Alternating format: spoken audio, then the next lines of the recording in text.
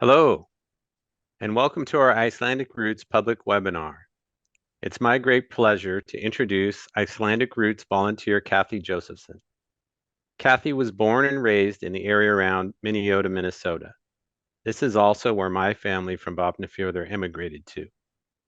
Cathy's lived all over the U.S., and in 1994, she collected her cousins together and traveled around Iceland. The following year, she returned to Iceland and has since made her home in Vopnafjörður. Notably, her act of moving there occurred on the 100th anniversary of her grandparents' emigration from Vopnafjörður. Since 2004, she's lived on the same farm where one of her great-grandmothers was born. From her outpost on this distant shore, Cathy does her work in genealogy earnestly and conscientiously. And the fruits of this are seen in the many unknown friends who come and seek her out to learn about their families. I'm one of those previously unknown friends and have been so impressed with her depth of knowledge and eagerness to share with both me and others with ancestors from the region. Earlier this year, Cathy was awarded the prestigious Order of the Falcon by the President of Iceland. The award is similar to the Presidential Medal of Freedom in the United States and represents the highest public honor in the country. Today, Cathy will be talking about the sagas of the Vopnafjörður region. These ancient stories describe the feuds and interpersonal relationships among the early settlers to this area of Northeast Iceland. Cathy will provide us with a short video tour. Following this, we will open up the webinar for questions. We have a Q&A button. If you'd like to ask questions, please use that button to type your question and send, and we will address it. All right, so let's take it away.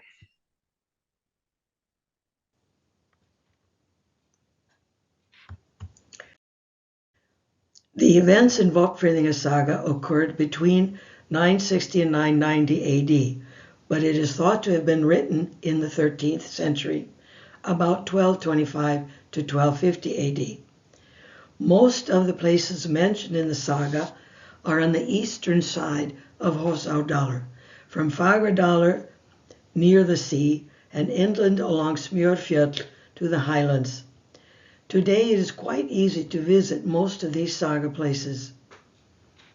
As in many sagas, it is about a feud arising from the avarice, greed, and struggle for power between two leading families, but also about friendship and many-sided personalities.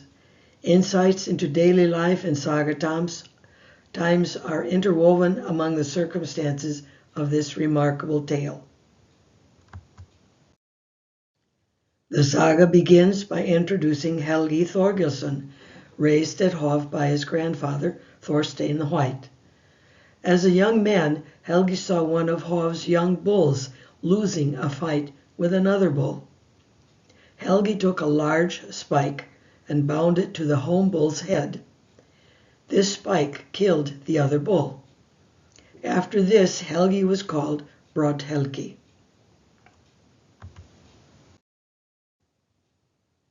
A feud over grazing rights between Svartur and Skíða ended with Skíða's murder by Svartur. As chieftain, Brodd-Helgi judged Svartur guilty. One night he went to Svartur's farm in Smjörvatnsheiði, armed with a wood axe, a shield, and a flagstone breastplate. Svartur said, "Our fates are settled. You will be my slayer, but your fate is that your family will be plagued by sorrow that will be remembered as long as the land is inhabited."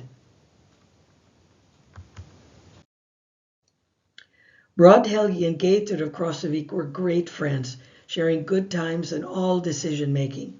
They met almost daily, and their friendship became a byword. Brodd-Helgi married Halla, Geitur's sister, and Geitur was foster father to Bjarni, son of Brodd-Helgi and Halla.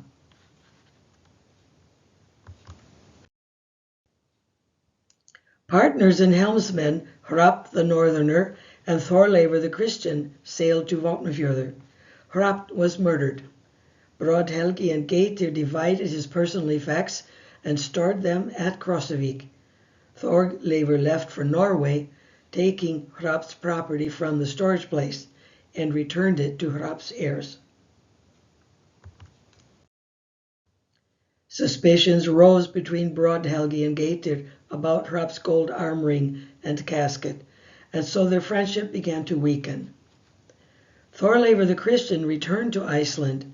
Brodd-Helgi tried to befriend Digri-Ketill and use him to defeat Þorleifur, without success. Bad feelings grew between Brodd-Helgi and Geitir.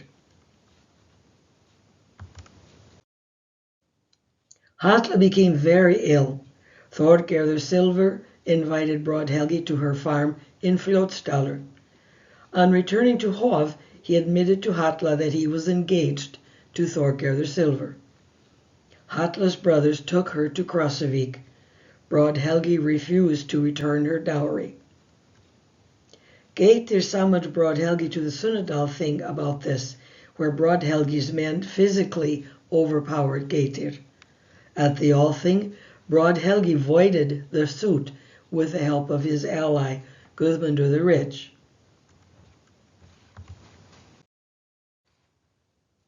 A dispute came up between Þórður of Tunga and Þormóður of Sunnudal, thingmen of Brodd-Helgi and Geitir.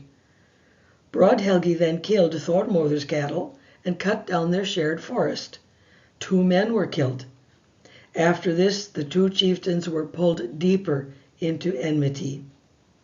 Then Halla died, her dowry still unreturned, and Geitir and Brodd-Helgi were truly enemies. Brodd-Helgi broke his promise to pay Guðmundur the Rich, and so this strong supporter canceled their alliance agreement. He then sought a friendship with Þórarinn Helga's Egison, one of Geitir's thingmen, without success. Geitir then moved to Fagradalur, farther out along the fjord. Geitir's thingmen were unhappy in their small numbers compared to Brodd-Helgi's supporters. On learning that Guðmundur the Rich no longer supported Brodd-Helgi, Geitir went to Ljósavatn and talked all day with Guðmundur. He returned home with new supporters, including Guðmundur the Rich, and moved back to Krossavik. Geitir and Brodd-Helgi, each with a small group of supporters, rode together to the Althing. Before he left, Brodd-Helgi visited his foster mother and found her sitting with her face in her hands, weeping. She had dreamed that a magnificent white ox arose at Hov. Also, many large cattle, led by a strong red ox, came to Hov. The cattle gored the white ox to death. In the dream, his son Bjarni would seek revenge. Brodd-Helgi didn't believe her and left angry. But this foreboding proved true. Geitir killed Brodd-Helgi. After the death payment had been decided upon, Þorgerður Silver goaded Bjarni Brodd-Helgason to avenge his father's death. Bjarni then killed Geitir, his foster father. Bjarni immediately regretted this and then drove his stepmother from Hov. Þorkell, the son of Geitir, was not then in Iceland. When he returned to Krossavik, Bjarni offered him settlement, honor, and self-judgment. Þorkell ignored the offer. People supposed Þorkell was thinking of vengeance. Þorkell tried 3 times to avenge his father's death, without success. In the last battle, at Eyvindarstaðir, both Þorkell and Bjarni were injured. Fighting was fierce and men fell. Eyvindur the farmer and some women came over and threw cloths over the weapons, so the battle ended. The survivors were taken to Hov or Krossavik. Bjarni sent Þorvarður the healer to treat Þorkell's wounds, and he recovered. but there was little haying done at Krosavik because Thorkell was still weak. It was likely the livestock would have to be slaughtered because of lack of hay for the winter. Bjarni then sent word to Thorkell, offering either that Thorkell move his household to Hov or accept meat and hay so that the livestock would not have to be killed. Thorkell felt this to be an honorable offer, but left the decision to Jorunn, his wife. The next morning, people set out for Hov and were warmly welcomed by Bjarni.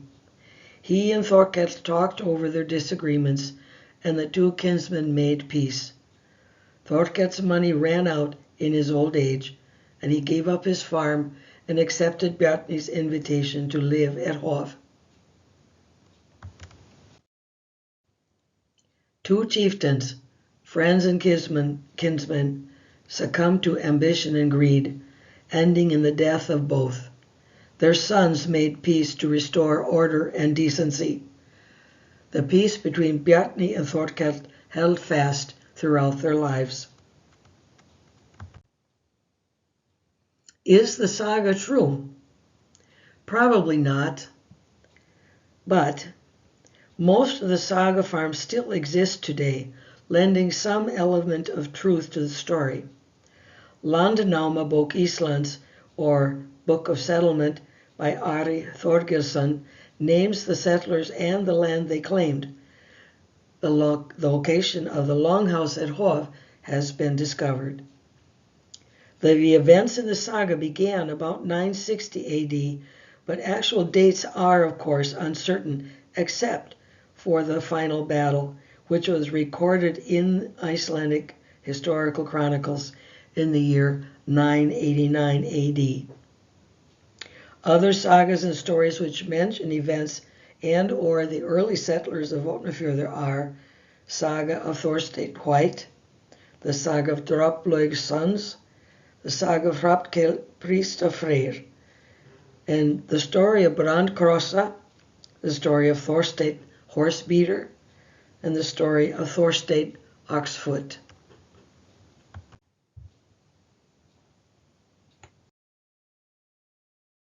All right. Is that the end? Okay. We will take some questions in the Q&A if people have questions. If not, I have a few questions.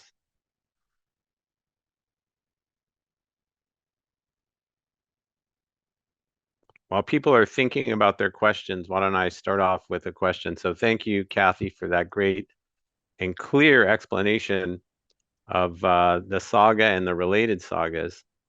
One thing that occurs to me is that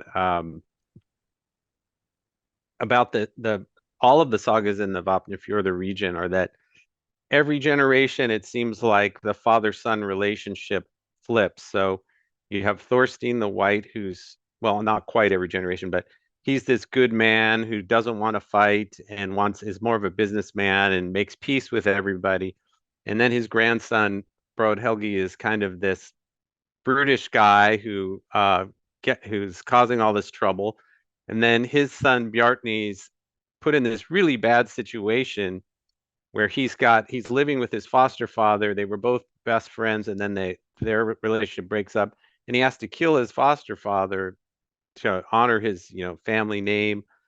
And then that leads to years and years of fighting and battles.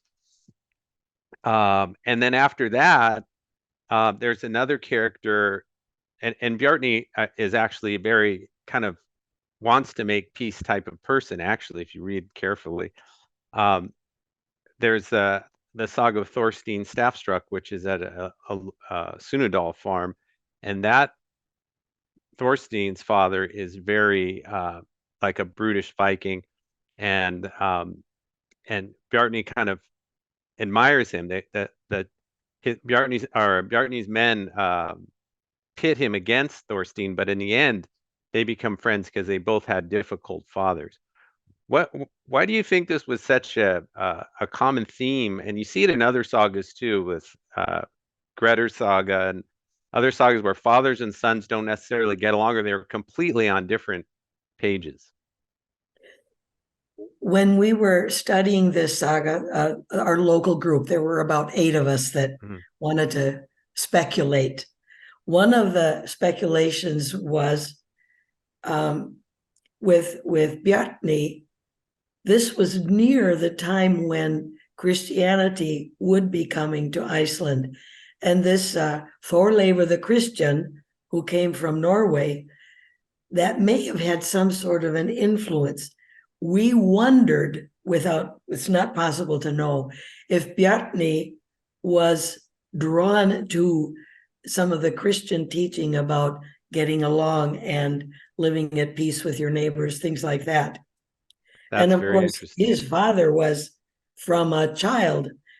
Some of the description I've read about him that comes in the Þorsteinn the White Saga, he maybe had a good case of ADHD. He was all over the map, and he was not known to be a peaceable person from childhood. Right. And of course, his father was killed, and it was his grandfather that raised him. And Þorsteinn the White was a very popular man and did, according to the saga, dealt fairly with everyone. Also in the Þorsteinn the White Saga, one of our classmates, and you know him, Jason Yoppi, he said, the Þorsteinn the White Saga may be reporting one of the first bankruptcies in Iceland. That's how true. Þorsteinn the White got hold of. That's how he got That's right. That's how he got the Hoff farm. Yeah. Yeah. So and some, if this is, like I said, probably not completely true, but most of these sagas also were maybe used as examples of what might be better behavior or how to come get along with your neighbors a little bit better. And sometimes the bad guy wins. We all know that. Yeah. But there are all kinds of things to speculate about. Yeah.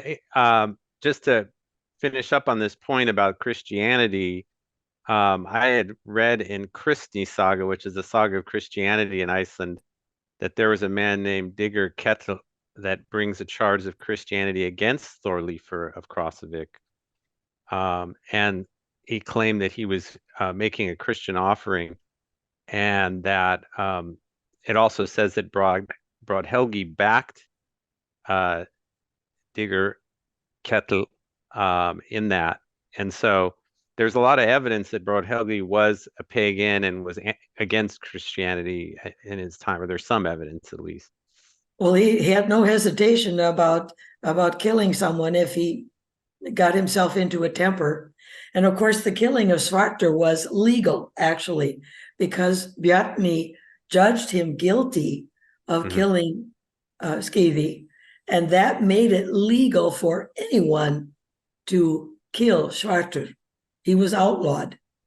Right. We do have a question. Gail is asking, I'm curious why you state that the saga was, quote, probably not true. Thank you. Yeah, Gail, the one of the things is that the written saga, the original, is actually not available. It's copies that we have. There's a very small part of about in the middle of it that we do have a very old manuscript for, but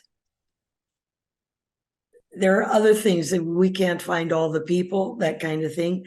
And the historical record of Iceland was rather randomly kept, but the annal, they were kept annually, and the high points of what happened in Iceland were recorded. And the only thing that is recorded in the official histories of Iceland is the record of this last fight at Eyvindarstaðir in 989 AD.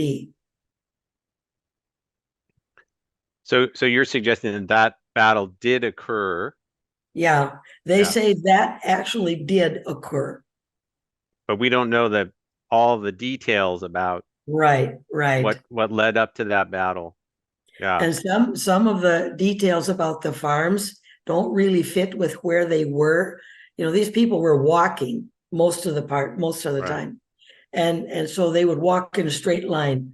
And you don't go to one farm and then turn back to the other one and to say something and then go forward again. And it looks like the person who wrote this story did not live in Vopnafjörður, and that sort of puts a question mark. Someone who lived there would have known where these farms were. Yeah, that's very interesting. There's a lot written about these different characters in different sagas. I've already mentioned that Brodhelgi was probably pagan, and that's listed in Kristni Saga and Olav's Saga, Tryggvassonar and Mesta. There's also some poems written, Íslendinga Drápa by Haukur Valdirsson. And it's in that poem, it says that everyone was frightened of Brodhelgi until Geitur pierced him with a sword. And then Landnámabók also talks a bit about Brodhelgi, and Snorri Sturluson talks about him too. So he's a real person, and it sounds, if you just kind of get a general vibe about who he was, it sounds like he wasn't the nicest guy. But It was we said, don't know the details. Yeah. no, we don't. It was said that he was about 13 years old when he killed Svartur. Now, you're talking about a young man who's probably fairly large, Yeah. tall, and Yeah. well built, all those sorts of things. Absolutely. Right. That's and at that point, because Svartur was kind of terrorizing the community at Hof, Yeah. um, Brodhelgi was celebrated for that killing at that young age. Yeah, Um, Svartur was taking more sheep than he really should have been taking. yeah. Do we have any other questions? Oh, yes, we do. Um, Hello, thanks for this is from Gile, who maybe you know. Hello, thanks for this session, and hi to my cousin Cathy. I'm wondering. Oh, yes, Jill. Jill is my Oh, first Jill. cousin. Okay, Jill. Sorry. Yeah, JYL. Yeah, I'm wondering how unusual it is that this saga ends with peacemaking. How does this compare to other sagas? Great question, Jill. I have just refreshed myself this afternoon with the saga of Hrafnkell Freysgoða, and that ended rather peaceably not because he was the good guy, but because the fellow that had opposed him before gave up. So that's sort of a different flavor. Not Yeah. all of them, I think, ended very peaceably. I think No, you would agree, yeah, I don't Jason. think so. I think a lot of sagas end with you know, the hero being killed, and they go to the mother's house and say and show that you know, they killed your son, and then she says something really brave, and then it sort of ends on a sad note. But no, it's I think it's very unusual. In fact, sagas from this region really focus on not only the father son and father grandson relation, grandfather grandson relationship, but also peacemaking and the importance of getting along, which I think is very interesting. And maybe you're right that these were written much later with those Christian themes, and they drew upon some of the traumas that happened in the area with the fighting between warring factions. I think it's a little unusual. I can't think of other sagas where there's this level of peacemaking. Yeah, Yeah. yeah. So it's maybe more like a story with a moral. Yeah, absolutely. Would some of you like to hear a description of Helgi, who is Yeah, called Brought Helgi? Now yes, this is please. from Thorsteinn Saga, Hvíta, Thorstein the White. Helgi grew up with his foster father Thorstein. He became a great man and strong, quick-witted, friendly, and magnanimous, not eloquent in childhood, rude and intemperate already at a young age. He was sensitive and many-sided. Interesting. It sounds like, as you described, that he was sort of a troubled child in a way. One of the other comments that some of our class members were made was that it seemed like Geitir was not, he was a bit afraid of Brodd-Helgi later on, but he was also the gentler of the two friends. That's right, he was. Fagradalr, maybe because he was worried for his safety. And he really didn't want to fight. Yeah. And my own speculation was with riding off to the Althing, both Brodd-Helgi and Geitir, if Geitir really was the one who killed him. We don't know. That's where the saga record does not appear. We don't have that part. The next thing that appears is that Geitir was trying to agree with the payment for redress and that kind of thing. So right. we really don't know. It's interesting because Geitir, like Bjarni, was also very intertwined with this feud being, and sort of like a real dilemma, because his sister was married to Brodd-Helgi, and that created a lot of issues, and then he was fostering Brodd-Helgi's son, so it makes a lot of sense that he would want to try to make peace. And certainly he comes off as someone who's less easy to, develop this explosive anger over situations. I will comment about the dowry that Brodd-Helgi did not. I think he did not return it because he didn't have any money.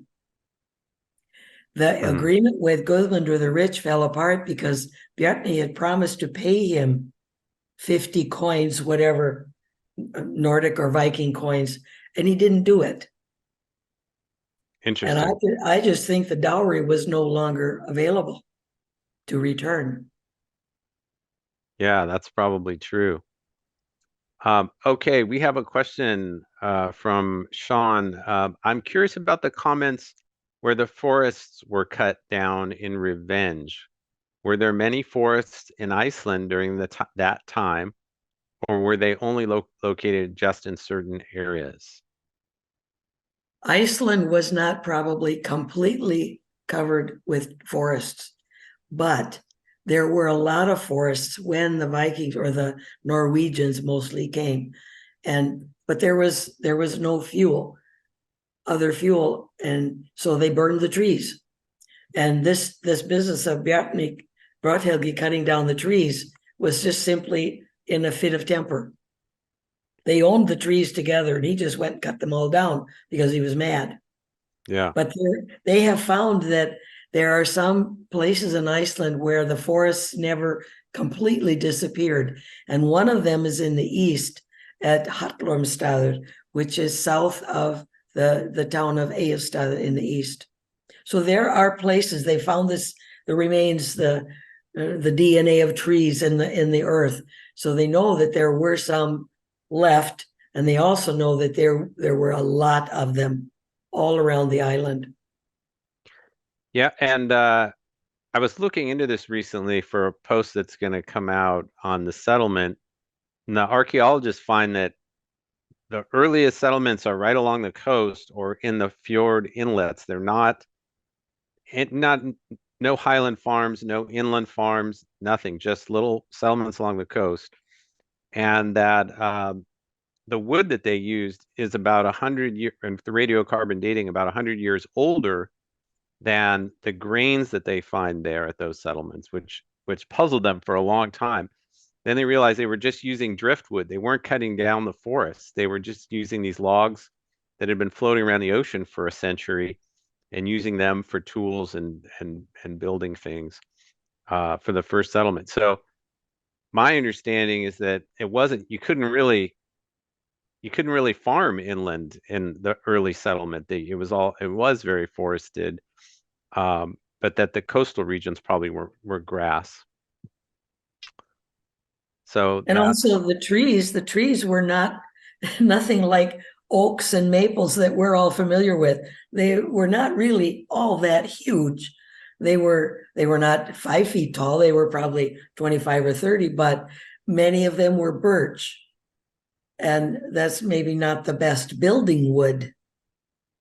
We know even now that the driftwood will last, it feels like forever. We have still barns for sheep barns in Iceland that have driftwood for beams and posts, right. and they're just hard as a rock. Interesting. Yeah. So you're saying that the birch forest just was too soft a wood, or not big enough to. Yeah, birch can be really a scraggly looking bush, or it Yeah. can be a tree that's bent in all sorts of weird Right. shapes because of the wind. A birch is also one of the first trees that takes hold after the glaciers disappear and the moss and the lichens have begun to break down the earth, the stones into earth. Then comes the birch, and that comes by birds, of course, and so there's that. So we have another question. I was struck by the similarity between Brodhelgi and Eik Skallagrimsson. Are there other large, strong, hot-tempered youth? I would imagine that's in the sagas. Yeah. Also, thank you, Cathy, for such a clear, this is part of the same question, clear retelling of the Brodhelgi saga. Could you tell us where to find the sagas and saga resources? So it's two questions, one about hot-tempered youth and saga resources. Well, I think both Jason and I would agree we stumbled across quite a few hot-headed Icelanders from the old days. And Absolutely. though we complain about TV and television making all of us milder so that we're all just alike, there are no characters left. Well, there's a few, and but at any rate, as far as, well, it's hard to find some of these sagas in English. Some years ago, they were translated, all the sagas and all the stories, and came out in a many volume set that was very expensive. I couldn't even think about buying it at that time. And so I was given a copy of the English version that was copied from this book. So it's a bootleg copy that came out in Icelandic first and then in English. There's also one that came out, 40 or 50 years ago. And I don't know if it's still available. It's in English, but came out by I think the Oxford University Press. Yeah. I forgot to bring the book with me. I have it at home. And that's in English if you can find it. Most of them are kind of hard to find if you aren't able to find a book and then buy it. Yeah, you can find an English version, and I think it's that Oxford version on Amazon or other book service, Barnes and Noble. And it was a famous, very, very good writer who put that one together, translated it, and then had it published. That's right. And you can also find other sagas, although not this saga that we're describing today, in English on the sagadb.org, which is a listing of all the family sagas in different languages. My only caveat to that is that a lot of the translations that they posted are from the late 19th and early 20th century, and so some of the English language is a little archaic, but you can still understand it for the most part. And we have a question from Eileen, which is, does it appear from the available records that our ancestors were in any of these sagas? It's a great question. Well, of course, it's a little bit heading into mythology when you're working into the deep, dark past where there are no records to prove or disprove.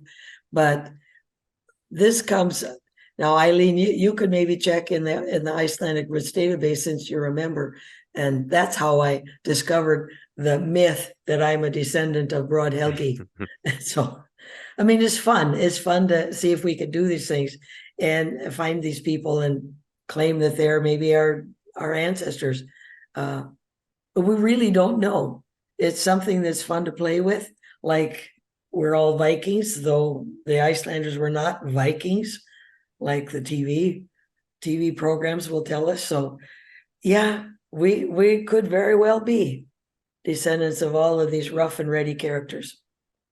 So let me ask you a little bit more deeply about that question. So when I use the Icelandic Roots database, and I think this is something that many people experience, there's only certain people that for whom your ancestry goes way back. And Yeah. usually those people are priests. So if you go back enough so you're related to a priest, then it'll go all the way back. Do you know anything about how priests got their genealogies done and the validity of that? You know, I'm talking 17th, 18th century priests. Well, Icelanders now the reason you do a genealogy, if you're were born somewhere around 1,000 years ago, is to prove that you have a relationship with someone who is important. And certainly once Christianity came around, and even before that, with the Gothi, the priests of the pagan religion, if you could prove a relationship, you had brownie points, so to speak. And so priests were very careful about keeping their genealogies. Plus, they could hire somebody to do it for them. And also, those people who were able to write were likely working for some official, whether it was a priest or a government official from Denmark or Norway, or somebody like Snorri Sturluson. And these people knew how to write, and so they wrote things down. And they probably wrote for money and favors as well. I see. Interesting. So in the beginning, at the settlement time, there was no way to know whether someone was a good person to deal with or not, and so they relied heavily on genealogies. I'm the grandson or the great And grandson of so connections, and so, yeah. and I'm from this family. And then at some point, before the church records, would start in the 1600s, I think, maybe 1700s.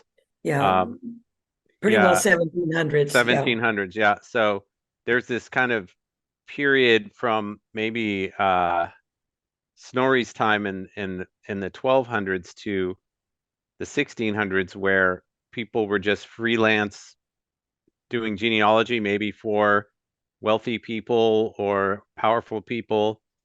And it was sort of a hobby or something of interest that people still kept up. Is that the books Well, on genealogy? for Icelanders, I think it became part of their genes in a way. It's a national hobby. I had a fellow We tell can me all he attest didn't. to that, right? Right.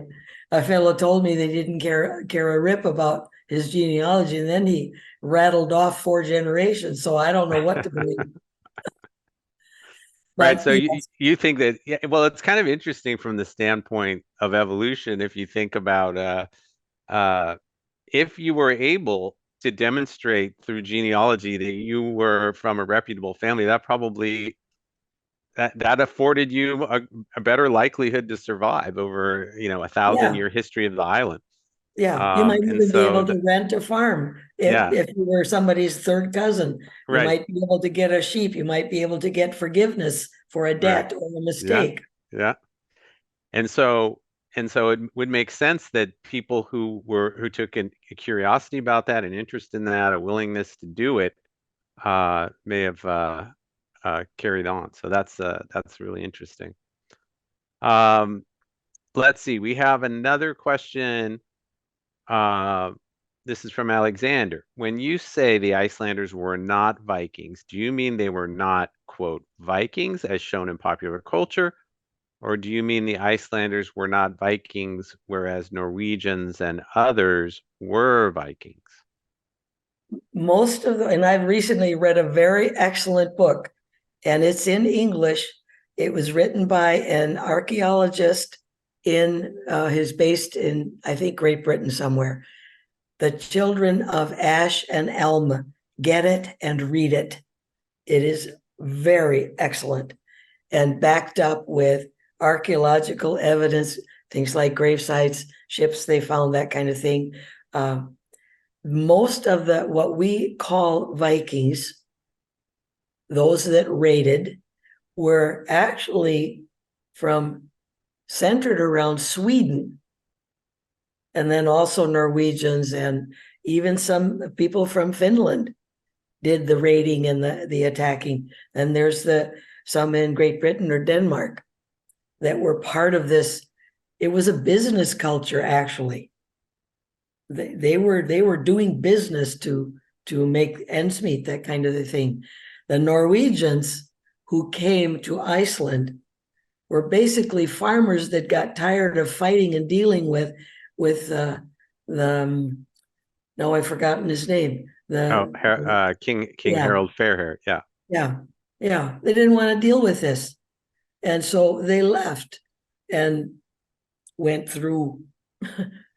They picked up wives in Great Britain and Ireland, that kind of thing, but they left because they didn't want to fight. For the most part, they wanted peace. They wanted to settle and have their own land without having to give everything they got from the sheep or the land back to this king or meet, because the king had the right to demand that you meet to fight. If he decided on a war, you were supposed to meet and fight for him. And if you don't want to do that, you got to get out of town.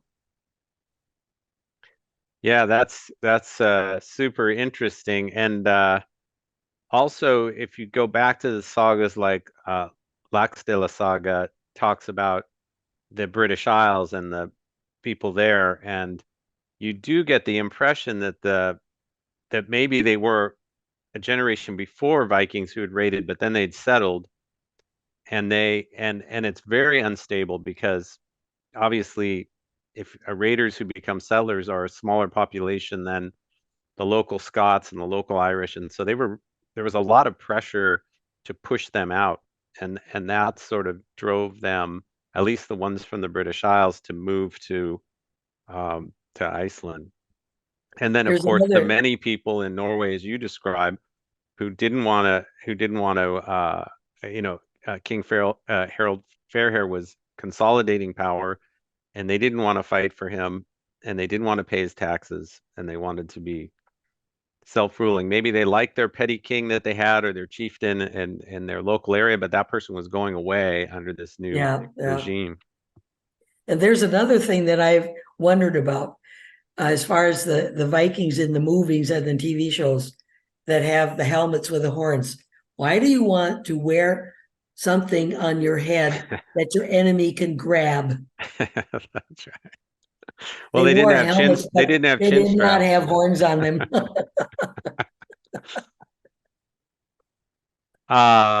We have a quick question from Eileen saying, can you please repeat the book title about this book that you just mentioned about the Vikings? Right. It's named The Children of Ash and Elm. ASH and ELM. All right. Are there any more questions?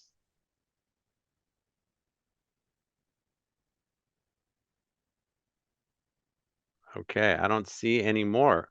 Well, this has been, oh wait, is there one? Oh no, I think that's the old one. Okay. This has been a fascinating conversation. I don't have any more questions. I really enjoyed the video and this discussion.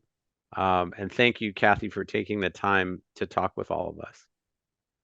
It was my pleasure. And I was happy to see so many cousins of mine, both close and more distant. Yeah, absolutely. All the Josephsons are here. Well, right. Eileen was not a Josephson, but she's also a cousin. Okay. And of course, like I say, Jill is my first cousin, and then Gail. I did not know Gail and I were cousins, but were evenly related as well. So That's great. I'm surrounded by good people. All right. Well, thank you very much. You're And welcome. we look forward to more discussions about the sagas in the future. Thanks, everybody.